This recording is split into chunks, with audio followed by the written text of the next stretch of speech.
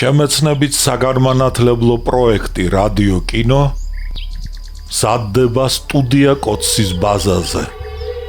პროექტის ხელმძღვანელი კობა ცხაკაია. პროექტის რედაქტორი ნინო ჩხიკვიშვილი. თბილისი 2025 წელი.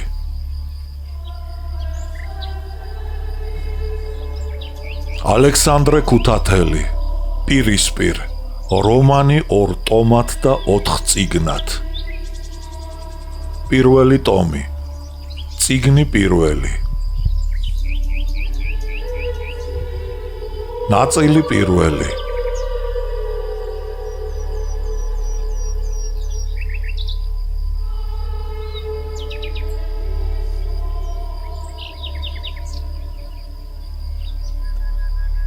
ასპინძა მესამე. მოთხრობა მომხდარ ამბავზე იმ შემთხვევაში შეიძლება წავიკითხო, თუ იგი იმ პირის მიერ არის დაწერილი, რომელმაც ის ამბები განიცადა, ან მათი მნახველი და დამსწრე იყო. შანფლერი. სოფელი ტამალა ასპინძის აღმოსავლეთით მდებარეობს.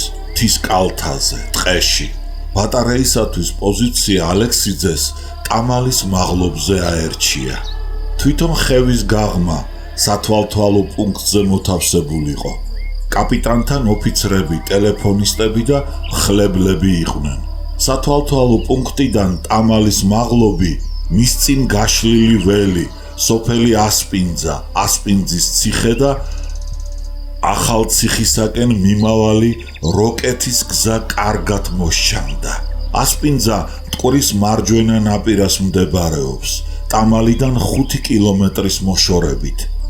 შარაგზა სწორედ იქ უხვევს და ახალციხისაკენ მიემართება.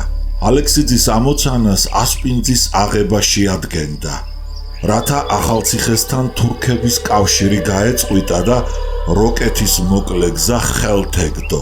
ბატარეის მფარავ რაზმს ჯავახელი მოხალისენი და პორუჩიკი ზაუტაშვილის ასეულის ჯარისკაცები შეადგენდნენ. შტაბს კაპიტანის ბოლქვაძის ათასეული კი მოწინავე ხაზზე იყო და ასპინძიდან მომავალ მტერს ეღობებოდა. ტამალის მაღლობზე ბატარეა გათენებამდე ასულიყო. ზარბაზნებიდან და საყუმბარო ყუთებიდან გამოშვებული ცხენები სოფელში ჩაეყვანათ და მათ ფურგონებთან და ორთვალებთან ჯარისკაცები დარაჯობდნენ. სოფლის ბოლოს საექიმო სანიტარული პუნქტი მოეწყოთ. ექიმი ლადო იშხნელი, ორი ფერშალი, ოლღა წერეთელი და ეპიფანე ურუშაძე დილიდანვე შემოსილიყვნენ თეთრი ხალათებით. ომისათვის სამზადისი და ციებცხელება ტამალის მკვიდრთაც მოსდებოდათ. მიწურ სახლებთან ჭრელ-ჭრელა კაბებში გამოწყობილი ქალები იდგნენ და შიშისაგან ცახცახებდნენ. ისინი ბრძოლის ველისაკენ მიმავალ ქმარ შვილს და არტილერისტების ფუსფუსს გალენჩებული გასცქეროდნენ. ტამალას მაღლობზე ჯარისკაცებმა ზარბაზნები დააყენეს. ყუთებიდან ვაზნები ამოალაგეს. ზარბაზნების უკან შავგრემანი, პირტიტველა ფეიერვერკერი, კოსტა გვარამაძე იდგა. მოედანზე ალექსიძის თანაშემწე, პორუჩიკი ანდრო ბერეჟიანი დადიოდა. იგი მაღალი, გამხდარი და ქერაკაცი იყო. გრძელი სახე და ცისფერი, აგზნებული თვალები ჰქონდა, ლურჯი შარვალი. შეგრანის ჩექმები და ხაკისფერი ფრენჩი ეცვა. თავზე რუსული ქუდი ეხურა და თვითონაც რუსსა ჰგავდა.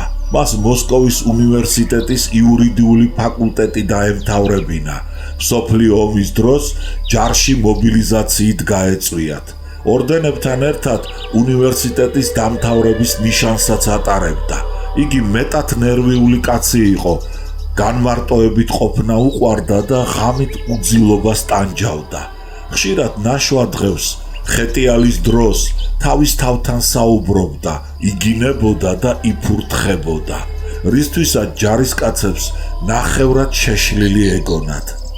ჯარისკაცებს არ უყვარდათ იგი, მისი ტლანქი მოპყრობისა და გინების გამო. ერთხელ პორუჩიკმა ბერეჟიანმა გრიგოლ ცაგურიშვილს დედა შეაგინა.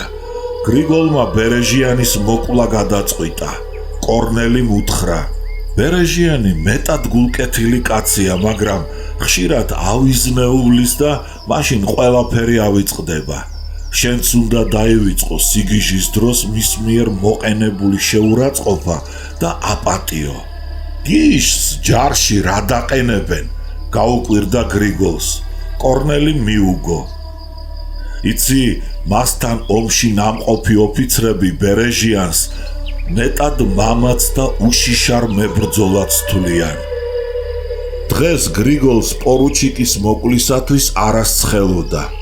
პორუჩიკის ახლოს მუხასთან ორმოში ჩამჯდარიყო ტელეფონი გაემართა და კაპიტნის სათვალთვალო პუნქტს შეერთებოდა. მასთან კაკო ბაქრაძე და კიდევ 2 ჯარისკაცი ისხდნენ. ტამალის მაღლობის მერმე ჯაგებითა და ტყით დაფენილი მთის კალთები ეშვებოდა. ზარბაზნების უკან მოედანზე ჯანიანი მუხა იდგა. მუხას ღრმად გაედგა ფესვები და ტელეფონისათვის ორმოს გათხრამ გრიგოლს და მის ამხანაგებს დიდი ჯაფა და ტანჯვა მიაყენა. რიჟრაჟმა მოატანა. ცამ ტრედისფრად შეიღება. ზედ ნარევი ტყით შემოსილი მთის მწვერვალი ნათლად აისახა. ჯარისკაცებმა იცოდნენ, რომ ბრძოლა განთიადისას უნდა დაწყებულიყო. გრიგოლ ცაგურიშვილი მუხის ფოთოლივით თრთოდა და კანკალებდა. ამ სოფელს ბიჭებო, უთხრა მან ჯარისკაცებს და ხელი ქვევით ტამალისაკენ გაიშვირა. ჯავახელები დამალას ეძახიან. აქ ამ 148 წლის წინათ ასპინძის ომის დროს მეფე ერეკლემ თავისი ჯარის ნაწილი დამალა.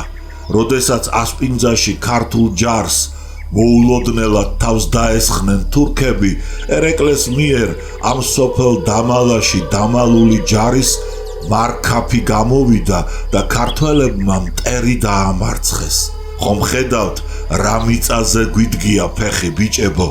ეხლა მაგ წარსული დიდების ნიშანწყალიც კი არ ემჩნევა ამ გავერანებულ ღარიბ და პატარა სოფელს. შენიშნა დათა კაჭკაჭიშვილმა. რამდენიმე ჩინებულითა და შინაყმითა თვისითა და 7 ხევსურითა გასწირა თავი თვისი და ეკვეთა ფიცხლად ვიდრე სიკვდილამდე.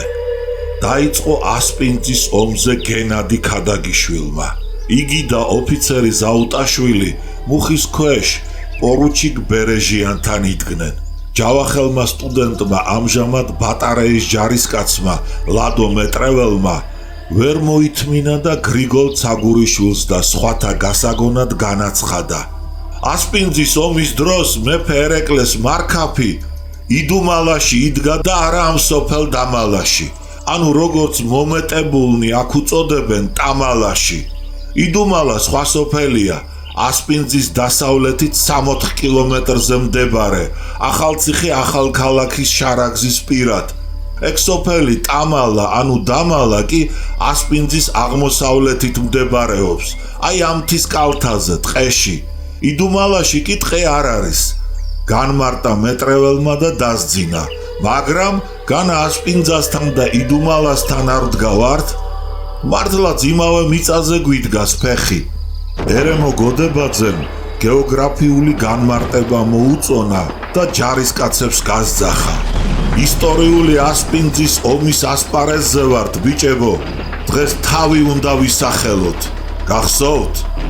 რაღაც უნდოდა ეთქვა ერემოს, მაგრამ მას გრიგოლ ცაგურიშვილს და გენადი ქადაგიშვილს ისტორიული მოგონებანი და მოწოდებანი, ხოლო მეტრეველს კი გეოგრაფიული განმარტებანი შაშხანის გასროლამ შეაწყვეტინა. ბათუმ გაისმა ასპინძისაკენ. თურქთა კარაბინი ორმაგი გასროლის ხმას გამოსცემდა ხოლმე. ისე როგორც სანადირო თოფი დუპლეტი გასროლის დროს. სროლა გახშირდა. ახლა ქართველები და სომხები უპასუხებდნენ თურქებს. ბრძოლა დაიწყო. უწესრიგო სროლის ხმა ვეება ქვების გუგუნით მოისმოდა ხევიდან, ბოლოს ტყვიამ ფრქვევიც ამუშავდა. ტელეფონმა ნაწყვეტად მორთო ზუზუნი, თითქო მილში კრაზანა შეფრენილა და იგუდებაო. გრიგოლმა მილი აიღო, ხელი მოუჭირა და ზუზუნი ჩააქრო, თითქო კრაზანა გაჭყლიტაო. იგი შეუდარებელი მეტელეფონე იყო. მილი ყურზე მიიდო და სათვალთვალო პუნქტიდან მიღებული ბრძანება პორუჩიკს გადასცა. ბატარეა საომრად! გაიმეორა ბრძანება პორუჩიკმა. უმცროსი ოფიცერი ცაგარელი, ფეიერვერკერები და ჯარისკაცები ზარბაზნებს მისცვივდნენ. მემიზნენი პანორამებს მიუსხდნენ. კუთხე 120, დაუმიზნე ბატარეის უკან ხეს, თარაზო 0-1, კორა 6-0. იმეორებდა გრიგოლის სათვალთვალო პუნქტიდან გადმოცემულ ბრძანებას. პორუჩიკმა იგივე გაანგარიშება პრაპორშჩიკ ცაგარელს გასძახა. პრაპორშჩიკმა მწყობრის ფეიერვერკერებს, ამათმა კი მემიზნეებს. მემიზნენი პანორამებს ეკვროდნენ, სწრაფად ატრიალებდნენ ვერტიკალურ და ჰორიზონტალურ ამწევ მექანიზმების სახელურს. ელავდნენ ჯარისკაცების მიერ ზარბაზნებთან მიტანილი სპილენძის ვაზნები, ხმაურობდნენ ვაზნებით გატენილი ზარბაზნების საკეტები. ცეცხლი! იძახდა პორუჩიკი, ცეცხლი! იმეორებდნენ ფეიერვერკერები და აწეულ ხელებს დაბლა იქნევდნენ. მემიზნეები საკეტის ჩახმახებზე მიბმულ ზონრებს სწრაფად სწევდნენ და ზარბაზნები უგზავნიდნენ ყუმბარებს ასპინძის მაღლობებს. ბრძოლა მძვინვარებდა, მზემ დააცხუნა. გახურებულმა არტილერისტებმა მაზარები გაიხადეს. კაპიტანმა ისევ გაახშირა ცეცხლი. მისცხეთ! იძახდა ახტაცებით გრიგოლი, მაგრამ მისი ახტაცება მალე შიშმა შესცვალა. მარცხენა ფრთაზე მოხსნილი ჯარი უწესრიგოდ გამორბოდა ტამალისაკენ და პანიკას ქმნიდა. სროლა მოახლოვდა. ტყვიები ზუზუნით გადაფრინდნენ დაჩოქილი არტილერისტების თავებზე.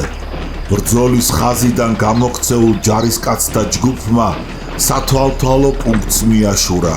კაპიტანი აენთო. შოზდეკ, გაბრუნდი უკან! შესძახა მან გამოქცეულთ. შიშისაგან აყვანილი ერთი მაღალი ჯარისკაცი ყველაზე წინ გამორბოდა. უკან! გაბრუნდი უკან! დასჭექა კაპიტანმა და ნაგანი იშიშვლა. ამაოდ ყვიროდა და იგინებოდა იგი. აყლაყუდამ გიჟის თვალებით შეხედა კაპიტანს და ტამალისაკენ რბენა განაგრძო. იგი მაღალი შავწვერა კაცი იყო. გრძელბეწვიანი ბუხრის ქუდი ეხურა. ჯარისკაცის დაბამბული შარვალი და ქურთუკი ეცვა. ფეხზე კი ქალამანი და სოფელში მოქსოვილი შალის წინდა.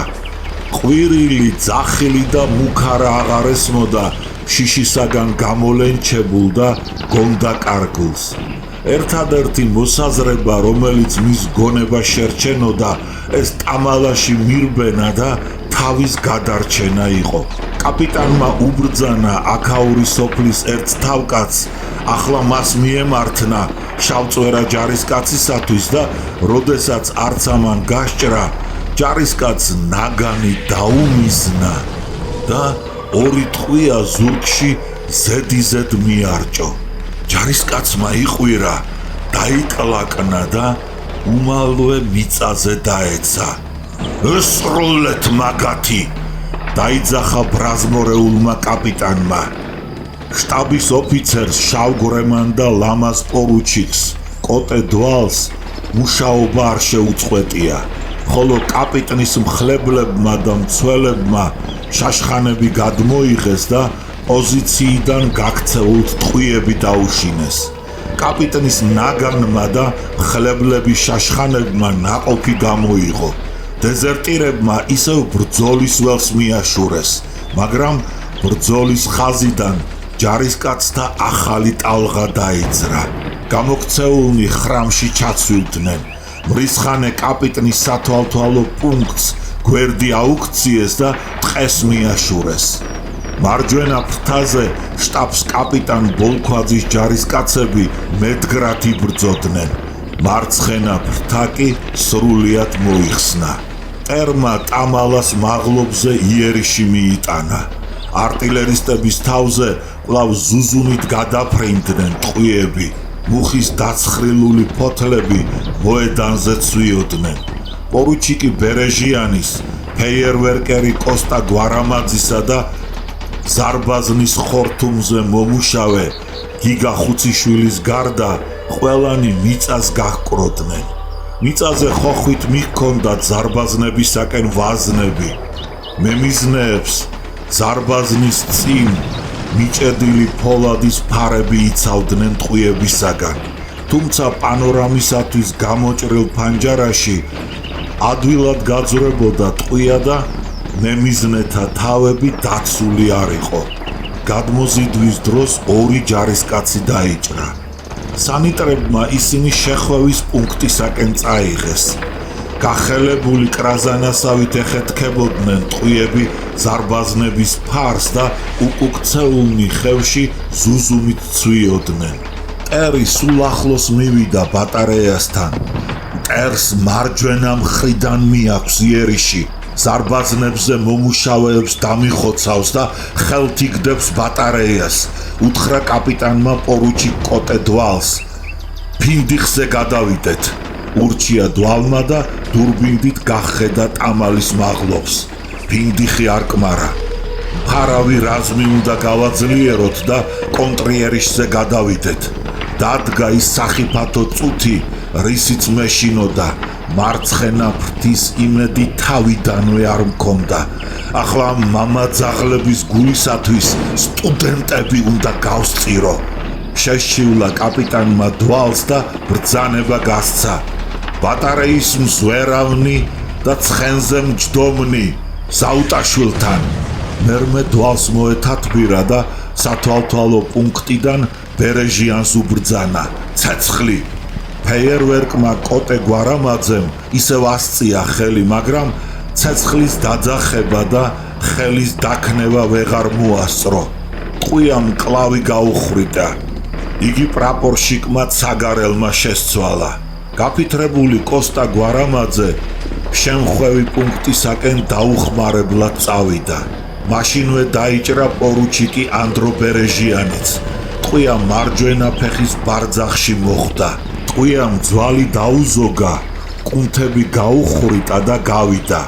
დამჭრეს ორმზადები მაგათი. შეიგინა პორუჩიკმა და ბარძახზე ხელი წაივლო. არტილერისტები გაშმაგებით მუშაობდნენ და ხანდახან მოხედავდნენ ფეხში დაჭრილ პორუჩიკს. წაიქცა თუ არაო. ბერეჟიანი საგრძნობლად გაფითრებულიყო. კოჭლობდა. ფეხს მიწას ვერ აკარებდა. მუხას მიყრდნობოდა და ახლა იქიდან განაგრძობდა ბატარეის ბრძოლის ხელმძღვანელობას. ამ წუთიდან ბერეჟიანი ჯარისკაცთა საყვარელი კომანდირი შეიქმნა. რამდენიც უნდა მაგინოს, მისგან არასოდეს არაფერი არ მეწყინება. დაემაგინოს, მაგისთანა ოფიცერისაგან ალალია. უთხრა გრიგოლმა კაკო ბაქრაძეს. ტელეფონის მილი მიუგდო, წამოხტა და ბერეჟიანთან მიირბინა. ბატონო პორუჩიკო, თქვენ დაჭრილი ხართ, დაჯექით, ჭრილობას შეგიხვევთ. სისულელეა, რა დროს ჭრილობის შეხვევაა? მიუგო ბერეჟიანმა. გრიგოლმა სისხლით გაჟღენთილი შარვალი დაუნახა და ისევ ჩააცივდა. ბატონო პორუჩიკო, სისხლისგან დაიცლებით. ლაპარაკი, დოიკარგე აქედან, ტელეფონთან მიდი. დაუცაცხანა ბერეჟიანმა და ისე დაუბრიალა თვალები, რომ გრიგოლი მაშინვე თხრილში ჩახტა. ტელეფონმა ისევ დაიწყო ზუზუნი.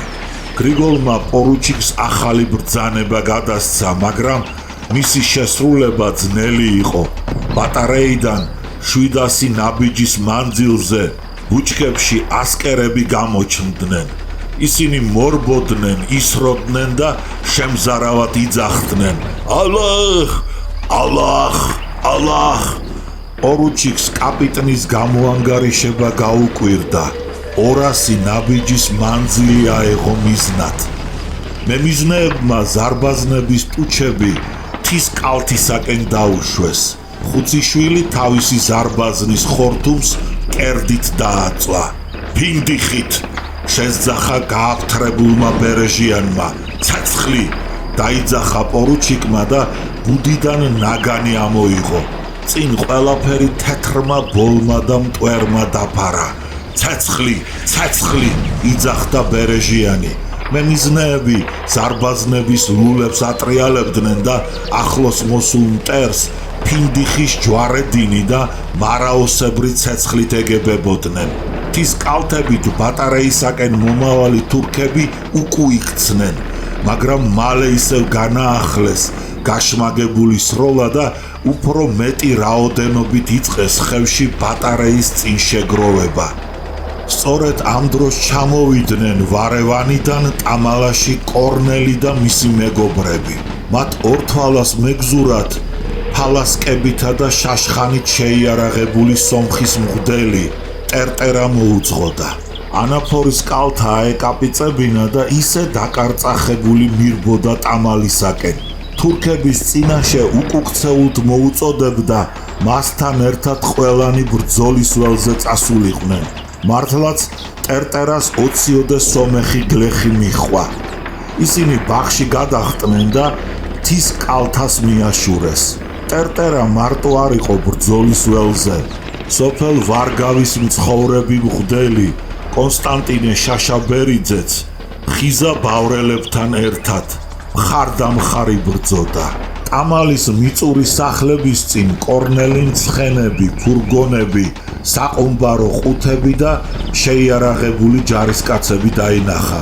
კლავში დაჭრილი გაფითრებული ფეიერვერკერი კოსტა გვარამაძე თივაზე იწვა და ძალით იღიმებოდა. სანიტარული პუნქტისაკენ დაჭრილები მიჰქონდათ. თიდან მაღალი და ახოვანი ვაშკაცი, თავში დაჭრილი ხიზა ბავრელი ჩამოდიოდა ნელი, დინჯი და ქვეყანასთან ანგარიშ გასწორებული კაცის ნაბიჯით.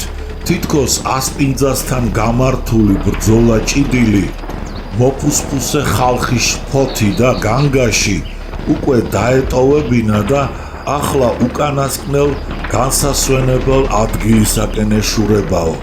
სახვევი სისხლით ჰქონდა გაჟღენთილი და შეღებილი.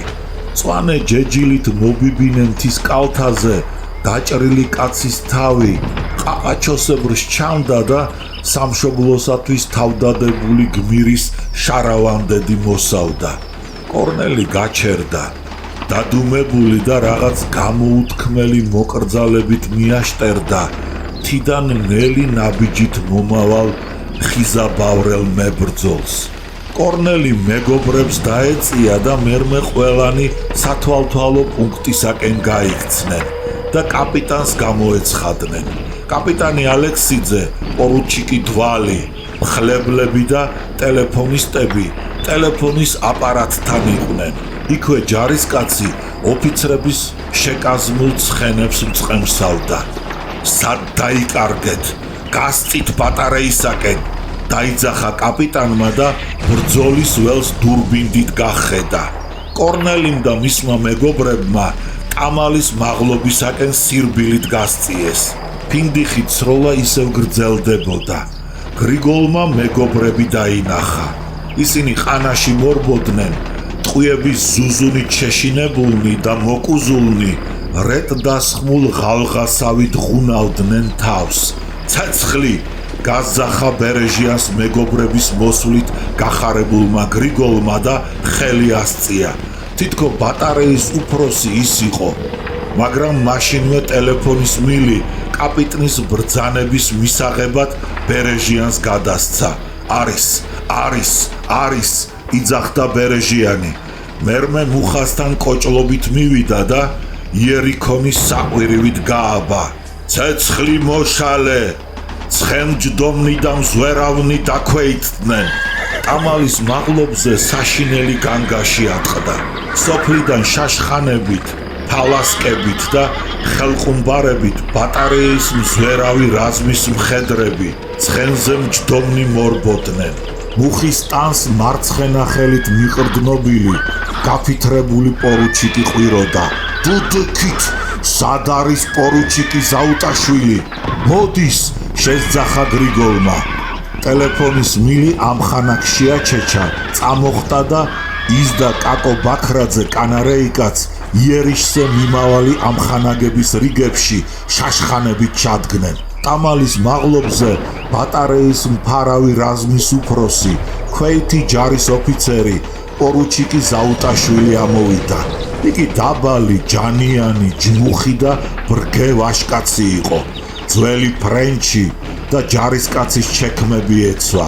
ხმალი, ნაგანი და დურბინტი ეკიდა. კარგახანს გაუპარსავს. ხეშეში და ჯაგარი წაბლისფერი წვერულვაში ამოსულოდა და ტალახში შესრულსა ჰგავდა.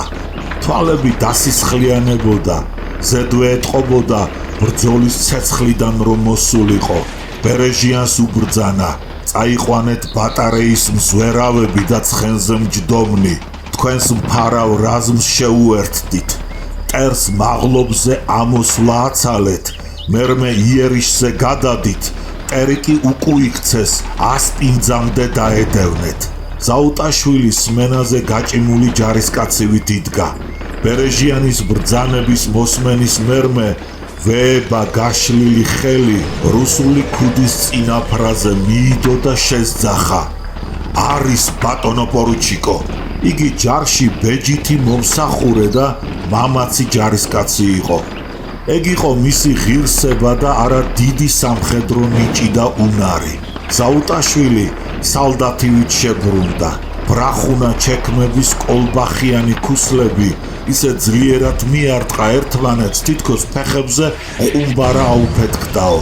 ზაუტაშვილი ბატარეიდან გამოყოფილ მოიერიშე რაზმთან მივიდა. რაზმში 50 ცხენზე მჯდომი, 12 მზვერავი, 2 მეტელეფონე, 4 ფეიერვერკერი და 4 მეფურგონე გამოცხადდა. სულ 46 კაცი.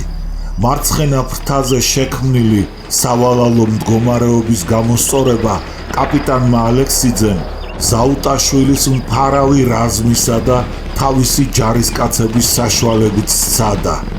არტილერისტების მიმატების მერმე ზაუტაშვილის რაზმი 170 კაცამდე გაიზარდა. ფინდიხის სროლით დაზარალებული ასკერები მთის კალთიდან ისევ ხევში ჩავიდნენ. ზაუტაშვილმა თავისი რაზმი მთის კალთაზე გაშალა და ტამალის მაღლობის ირგვლივ ნალისებრი პოზიცია დაიჭირა.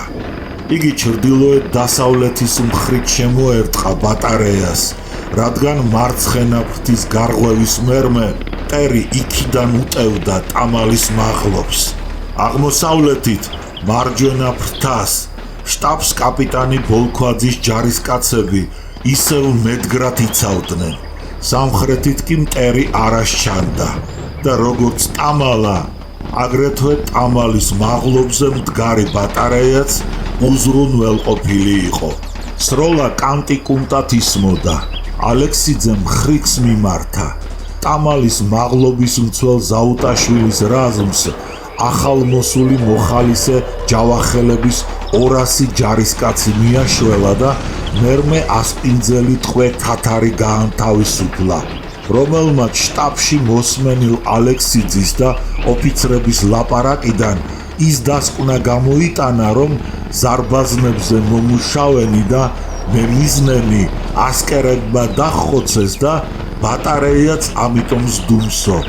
ზარბაზნების დუმილი ასპინძელი თათრის მიერ მიტანილი ცნობის დამადასტურებელ ნიშნად ჩათვალა მტერმა და ბატარეის ხელში ჩაგდების წყურვილით წაქეზებულმა ტამალის მაღლობისაკენ იერიში კვლავ განაახლა. ასკერების სროლას ზაუტაშვილის ჯარისკაცები დუმილით პასუხობდნენ.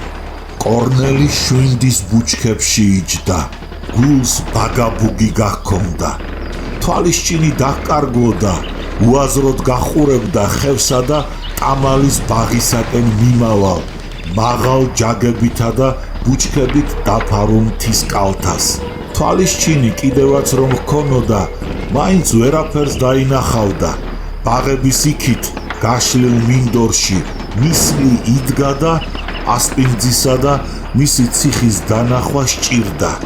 იერიშის მიტანამდე კორნელი შიშმა აიტანა და ციება შეყრილივით სახცახებდა.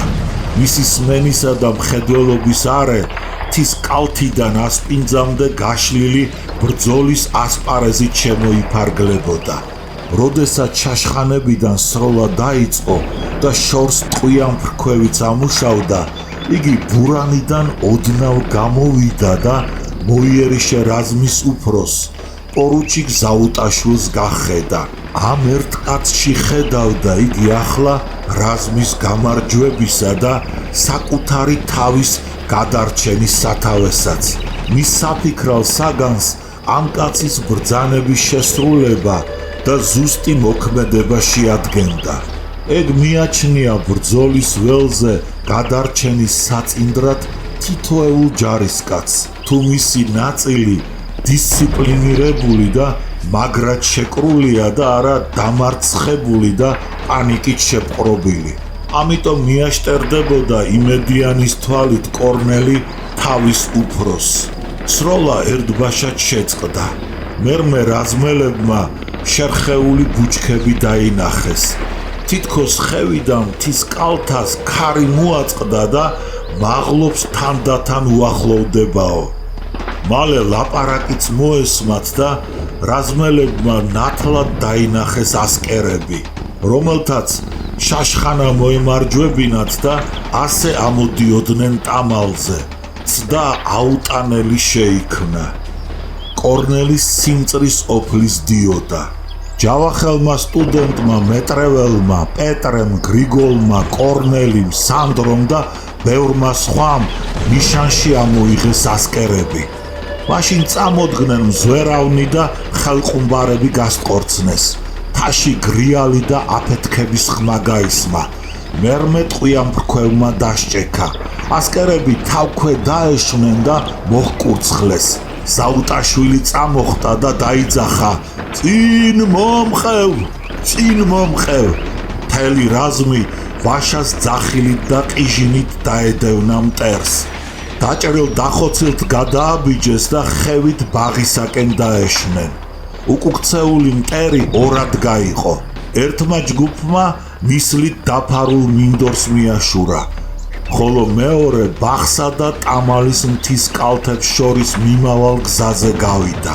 ასკერები ღობე-ყორეს ებღაუჭებოდნენ და ბაღში ხტებოდნენ, მაგრამ რაზმელთა შაშხანები და ზაუტაშვილის ასეულის ტყვიან ფრქვევი გამალებით ცხრილავდა მათ.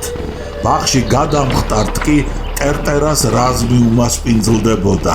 ახლა მტერმა ბაღს თავი გაანება, შეჯგუფდა და შარაგზით ასპინძისაკენ გაიქცა. ზაუტაშვილი თავისი რაზმელებით უკუქცეულ თურქებს დაედევნა. გრიგოლ ცაგურიშვილთან 8 ჯარისკაცი იყო, მათ შორის სოფლიო ომში ნამყოფი თედო მეტონიძე და გალაქტიონ გელაშვილი. გრიგოლი და მისი ამხანაგები ასკერებს დაედევნენ. 9 კაციდან შემდგარმა ამ ჯგუფმა პატარა ხევი გაიარა და ნისლით დაფარულ ველს მიადგა. 200 ნაბიჯის გარბენის მერმე იგი იძულებული გახდა რბენა შეეწყვიტა და ჯაგებში ჩასაფრებულიყო, რადგან ასკერთა მრავალრიცხოვან ჯგუფს წააწყდა. ნისლის გამო მოწინააღმდეგენი ერთმანეთს კარგად ვერ ხედავდნენ და ბრმად ისროდნენ. თედო მეტონიძე ხელში დაიჭრა, მაგრამ ბრძოლიდან არ გასულა. ასპინძამდე ცოტაღა რჩებოდა. გრიგოლი ჯიუტობდა და წინ მიიწევდა. წინ მაღალი ბალახით და ლერწამ კალამით დაფენილი ჭაობიანი ველი იყო. ცომივით რბილ ნიადაგს წააწყდნენ. წინსვლა შეუძლებელი შეიქმნა. ჭაობი ფეხის ტერფებს იწოვდა. ტყვიები ავიწივილით ცვიოდნენ ჯარისკაცების ახლოს. გელაშვილმა რაზმი გააფრთხილა. ხევში ჩავიდეთ, თორემ ნისლი თუ გაიფანტა, აქედან ცოცხალი ვერ გავალთ. ჩუმის ტვენა და ძახილი შემოესმა. ფრთხილად იყვირა გრიგოლ ცაგურიშვილმა და მაშინვე ასკერებმა სროლა ასტეხეს. ჯარისკაცები მიხვეულ-მოხვეული გზებით იხევდნენ ნისლით დაფარული ველიდან ხევისაკენ. ხევამდე ცოტაღა მანძილი დარჩათ, როდესაც მეტელეფონე კაკო ბაქრაძე დაეცა. მიშველეთ, არ დამტოვოთ. იძახდა მუცელში დაჭრილი მამაცი მოხალისე, მე-6 კლასის მოწაფე, პატარა და კოხტა ბიჭი კაკო ბაქრაძე, კანარეიკად მონათლული ხუციშვილის მიერ. გრიგოლმა შველა დააპირა. სანამ კაკოსთან მიირბენდა, მარჯვენა ბარძახში თითქოს კეტი შემოჰკრესო. ნაბიჯი გადადგა და მისი ფეხი მუხლის ზევით მათრახივით მოიკეცა. ძვალდამსხვრეული ჯარისკაცი დედამიწაზე გაიშოტა. შაშხანა ხელიდან გაუსხლტა და შორს დავარდა. ისევ წამოიჭრა, მაგრამ ფეხი ადგილიდან ვერ დაძრა. ტკივილი ტვინში აუვარდა. დასაკლავი ხარივით იბღავლა და ისევ მიწაზე დაეცა. ხელში დაჭრილი თედო მეტონიძე, გალაქტიონ გელაშვილი და სხვანი ხევში ჩაცვიდნენ. ასკერებმა ჯეჯილიდან და ჯაგებიდან ამოხვეს თავი და სროლა აუტეხეს.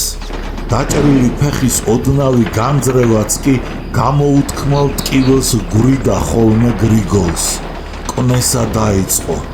თუმცა კარგად იცოდა, ასკერებს შეეძლოთ გაეგონათ მისი ხმა და გაათავებდნენ კიდეც. ჭრილობიდან სისხლი უხვად ეღვრებოდა და მიწაზე გუბეს აყენებდა. კიდევ რამდენიმე წუთი და გრიგოლი სისხლისაგან დაიცლებოდა. ინდივიდუალური პაკეტი გახია და ფეხზე ბინტი მაგრად შემოიხვია. სახვევების თავებს სანამ შეაკონავდა, გულით შეუღონდა და ცხედარივით გაფითრებული და სისხლ დაშრეტილი ჯარისკაცი ისევ დედამიწაზე გაიშოტა. როდესაც გონს მოვიდა და თვალები გაახილა, კამალიდან ტყვიან ფრქვევის კაკანი შემოესმა. იქიდან ასკერები გამორბოდნენ. მათ ზაუტაშვილის, ბოლქვაძისა და სომეხთა მოხალისენი და ჯარისკაცები მოსდევდნენ. გამოქცეულნი კაკო ბაქრაძეს წააწყდნენ. კაკომ ხელები აღაპყრო, თითქოს შველას თხოვდაო ასკერებს. ერთი ასკერი შეჩერდა და კერტში ხიშტი გაუყარა. კაკომ ბავშვსაებრ შემზარავად იკივლა. ასკერმა ფეხი დააჭირა. სისხლით შეღებილი რკინა ამოაძრო და ისევ მგლური ძუნძულით გასწია ასპინძისაკენ. გრიგოლმა ეს დაინახა. მისი შაშხანა 10 ნაბიჯზე ეგდო. მიწას ხელებით დაებჯინა და შაშხანისაკენ ხოხვით წასვლა დააპირა, მაგრამ დაჭრილი ფეხი არ ემორჩილებოდა. ასკერმა თვალი შეასწრო. იგი არ შემდგარა. კარაბინის კონდახი მხარზე არ მოუდვია და არც გულდაგულ ამოუღია დაჭრილი ჯარისკაცი ნიშანში. ხელზე გადმოღებული თოფი ესროლა. ტყვია მარჯვენა ბეჭის ქვეშ მოხვდა გრიგოლს. ფილტვი გაუხრიტა და მე-6-მე-7 ნეკნებს შორის გავიდა. გრიგოლი გვერდზე დაეცა. გაოგნებული იწვა მიწაზე. მის მკერდში ხიხინი და ხრიალი გაისმა. მალე დახეთქილი ბაგე სისხლმა შეუღება. კერტში გაჩენილი იარა იმრიგად არ სტყიოდა. ირიბად წამოსული ტყვიისაგან გატეხილი დამსხრეული ბარძაყის ძვალი ჰგვრიდა აუტანელ ტკივილს. ფეხი უმალვე დაუმძიმდა, გაუსივდა და რუმბივით გამოება. გრიგოლი თავის საყვარელ უმცროს მეგობარს, კაკო ბაქრაძეს, კანარეიკას ვეღარ ხედავდა. მაღალი ბალახი ფარავდა მას. ზემ დააჭირა. ასპინძის ველზე დამდგარი ნისლი გაშრა. ორთქლად იქცა და გაიფანტა. კაპიტანმა ალექსიძემ დამარცხებულთა მისაშველებლად ასპინძიდან გამოსული მტრის ჯარი დაინახა დურბინში და მისი გაფანტვა ბრძანა. ზარბაზნებმა დაიგრიალეს. კაპიტანი ხელისგულივით ხედავდა ახლა ბრძოლის უბანს. დამარცხებულთა საშველად წამოსულ მტრის მაშველ ჯარს ბატარეამ ხობურად ცეცხლით გზა გადაუჭრა. ზუსტად და სწორედ წდებოდნენ ყუმბარები მტრის ჯარის შუაგულში. მტერმა ასპინძას მიაშურა, მაგრამ ყუმბარები აქაც ზუსტად და სწორად წდებოდნენ თვით ასპინძაშიც. მალე შენობებს ცეცხლის მომკიდე ყუმბარებმა ხანძარი გაუჩინეს. პირდაპირი პარალელური და ჯვარედინი და მარაოს მსგავსი ცეცხლით მილეწ-მოლეწა და დაანგრია კაპიტანმა ასპინძა, რის შემდეგ ბოლქვაძის, ზაუტაშვილის და ტერტერას რაზმელები სოფელში შევიდნენ. ასპინძის აღებამდე ყუმბარები შხვილით მიფრინავდნენ გრიგოლის თავზე. თითქო ტამალის მაღლობიდან ასპინძამდე ბოძებზე გაჭიმულ ფოლადის თოქსა და ღვედებს კეტებსა სცემდნენ და ეთერში დარხეული ლითონი ზუზუნებდაო. როდესაც ზარბაზნების გრიალი შეწყდა, გრიგოლის ყურთა ნიჟარებში უცნაური ჰანგების ჟღერა და ყიჟინა გაისმა. თვალთ დაუბნელდა, დედამიწა დაერწა. უკანასკნელი ძალღონე გამოელია და გრძნობაც დაჰკარგა.